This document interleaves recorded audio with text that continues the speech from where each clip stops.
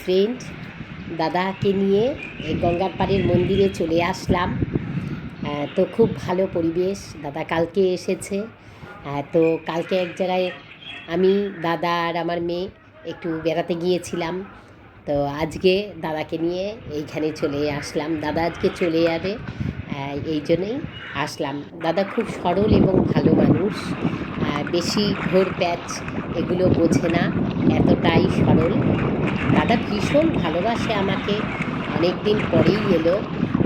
তো খুব ভালো লাগছে। সারাদিন তো রান্না বান্না ব্যাপার আছে, দাদা যেহেতু চলে যাবে খাওয়া দাওয়ারও ব্যাপার আছে, ওই জন্য ভোরবেলাটা চলে এলাম। বাড়ি থেকে বেশি দূর না যদিও, তবুও চলে এলাম। তো অনেক দিন পর আর কি দুজনে আবার একসাথে দেখা হলো। আগে প্রায়ই আসতো, এখন সংসারের চাপে, কাজের চাপে বেশি আসতে পারে না।